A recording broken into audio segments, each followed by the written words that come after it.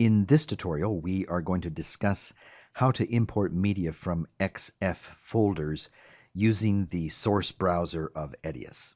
Now, if you do not have a camera that shoots in the XF format or the MXF format, and you are not having to work with media that is coming from these cameras, then you could probably very easily skip over this tutorial because we are going to be speaking directly to this particular issue in this tutorial, and we're going to demonstrate a workflow that is very specific to the XF medium. Now, those of you who might be new to working with this medium, we might take a moment and point out the reason why this MXF or this XF format is just a little bit more difficult to work with than almost any other camera that's out there, at least any other camera that I've worked with. And that is, if we were to open up and take a look at one of these cards that comes off one of these cameras. We've got one plugged into a card reader right here. Let's open this up. Open up the contents folder and also the clips folder, and we'll see that each media clip, each video clip that has been shot in this session has been saved to its own separate folder. Let's click one open. We'll see that the actual video clip is, of course, the MX file, the one that has the large size here. And these other files that are associated with this video clip has information like metadata that might help people understand more information about the clip. Well, the problem with this is that it does make it very difficult to import the media with most video editing programs.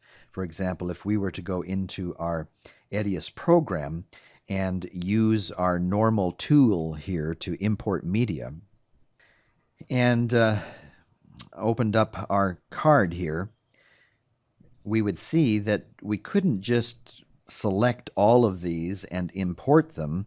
Edius wouldn't allow us to import the folders. It's going to want to open up the first folder and ask us to grab hold of the actual video clip and import that. However, you'll notice that it only brought in one clip.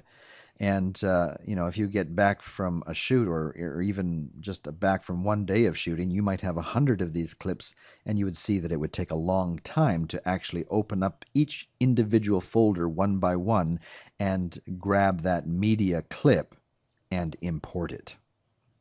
And so I believe that this was one of the reasons why Edius came up with the source browser tool, because if we should go over now to our source browser tool and do a right click on our XF folder, and this is important to catch, you can't just click on the XF folder here and expect anything to happen. You have to right click and choose open folder and then navigate to our Canon XF folder and click OK. Then point to our F. Then we see all of our clips open up, and we could actually click on any one and play it to determine whether it's something that we wanted to import, or we could simply select all, Control A, and go up here and choose either add and transfer to bin or simply add to bin, and it would bring all of those clips over into our bin in one sweep. That's using the source browser. We can do that. However, when you go off to Africa on a shoot, you may not necessarily want to take the time to open up Edius every night and import your cards in this way. And so what I recommend, the workflow that I have developed in the field, is to each night transfer the media from my cards over to a hard drive directly, not using the software that comes with the camera, but just simply moving the material from the cards over to a portable hard drive. The trick is you have to do it in a very specific way, or you will end up with the same problem of having to bring in your media one by one, even if you use the source browser. So you have to do it in the correct way. Let's open up a hard drive here that I used this particular camera on in a shoot that I did in the Dominican Republic recently. And we'll go to my camera. And we see here the workflow that I have developed is that each night when I come home from my shoot, I will open up the folder that I started for that country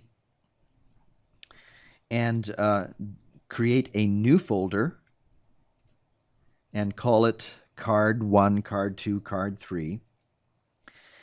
And then I'll open up that folder and bring in the folder from the card in a way that includes the main folder, the contents folder.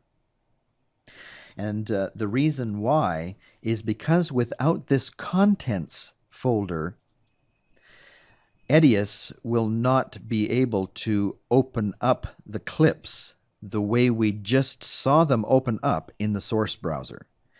If we were to simply drag this folder, the clips folder, over to our new folders that we create here. Let's maybe just do that. Let's, as an experiment, bring over the clips folder, and we'll put you on pause as that transfers. All right, and let's maybe call that folder no contents. And then let's maybe do another one where we just bring in the individual folders that contain the clips. And we don't need to transfer them all. For this demonstration, we'll just grab 5 or so and drop them in. All right, and let's maybe just identify this folder as well. We'll maybe call it no clips. So, you know, the first time people start using a camera like this, when they get home from a shoot and they're offloading their cards and they open up the folder and they look at it and they say, well, what's inside contents? Clips. What's inside clips? And here, you know, they're looking around for the media. It's not there. And, well, they open up this and they say, okay, there's the media. I guess all we need to do is just, you know, select all of these and bring them over to our external hard drive to back up our card. That would be what we have done in this folder. And then when they try and open that in Edius, they realize their mistake and they have to actually open up each one of these folders one by one to grab the media. So the next time they do it, they say, well, maybe we should just drag and drop this whole folder of clips into our external hard drive, only to find out that that doesn't work as well. That's what we have demonstrated in this folder. What you really need to do is create this new folder, call it whatever you want. I call it Card 1, Card 2, Card 3, or you call it Day 1, Day 2, whatever you want. Doesn't matter what you call this one, but once you've named it something, then open that up and drag the contents folder over to the folder that you have created, so that you have this contents folder inside a folder that you have created. And it's important that you do it that way. Otherwise, you're going to be stuck. You haven't lost your media, but you are going to have to bring in those clips one by one. Okay, we can cancel this and now go take a look at this in Edius and go over to our source browser. And what we have opened here is actually the card reader. Let's go and take a look at some of the folders that I shot in the Dominican Republic. Now, once again, when you start using the source browser, you're going to probably be tempted just to click on this XF folder and hope that something happens. But what you really have to do is right-click on the XF folder and choose the option Open Folder. And here this time, let's go to that folder of the Dominican Republic. It's inside Frank's camera. First of all, let's try opening up the media from the samples we just transferred. Let's say we had done it without including the contents folder. Let's click on that and hit OK. With a blank screen there, you might be scratching your head, well, what happened? What just happened? But if you open up the XF, we can see that we can now go over and click on that. We see that the folder has shown up, Dominican Republic 2013 Frank's Camera No Contents folder. This was the one that we did where we didn't bring the contents over. We just brought the clips folder over. Well, as we click on it, we see that nothing is there. We are not able to access this folder. And the reason is because the contents folder is something that's very important. I believe it is kind of works like an index, a directory that allows each of the individual folders inside to show up. Let's maybe, just as another example, right-click on our XF again, open folder, and try the other one where we just brought over a few of the media folders and see what happens now. Here's the one where we just, transferred the media folders. We can click on that. Again, nothing shows up in our source browser. Let's see now how it works. We open with the right click again, open folder, and this time we are going to choose one of these folders that we created in the field that said card 1, card 2, card 3. Just click on that.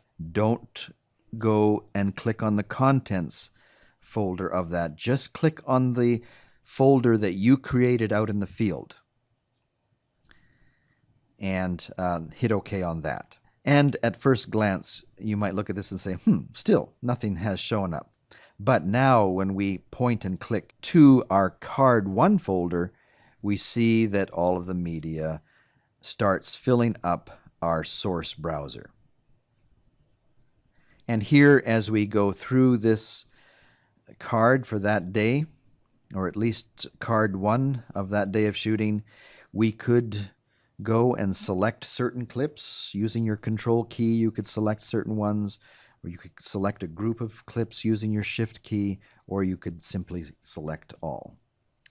And once you have the clips selected that you want to import into your project, then you go up here and choose either the option to add and transfer to bin or simply add to bin. And in a previous tutorial, we discussed the pros and cons of actually transferring to bin and adding to bin. Or at least we talked about transferring to project. When you go to import media from using the Add Clip tool, you have the option here to transfer to the project folder. Well, that's the same principle of what's happening over here when we go to add media to our project. You have the option of transferring to the project or simply adding to the bin. If you choose add to the bin, it's going to happen very fast. Let's just maybe do that once. Let's add to the bin using that. And we see a little progress bar here. I say it happens very fast. It happens fast in comparison to the other option where you transfer to bin. But now let's go over to the bin tab, and we see that all of our media has come in. However, it's important to understand that even though they have been brought into our project, they are still coming in from our other hard drive, a hard drive other than where our project is. And if you start bringing in media like this from 4 or 5 different hard drives and import them into your project, you're first of all either going to have a situation where you can have all 5 external drives hooked into your computer while you edit, but also think about 5 years down the road when your client might ask you to rebuild the project or make a few changes. are you going to be able to find all 5 hard drives that you accessed when you were importing media into your project? Even if you were able to have 5 hard drives plugged into your desktop computer, you probably have 10 USB ports, so you could probably do that. But are you going to be able to find all of those hard drives, 3 or 4 years down the road when you need to take a look at this project again? And so my recommendation is, at least in those situations where you are importing media from a hard drive that is something other than the hard drive where your project is stored, it's probably a good idea, especially if you have the room. And I recommend each time you start a big project that you start on an empty drive anyway, so there should be lots of room. I would recommend that you bring in this material in a way where you are actually transferring the media to you're adding and transferring to the bin. What it really probably should say here is add and transfer, or add to bin and transfer to your project folder. That would be a better descriptor here.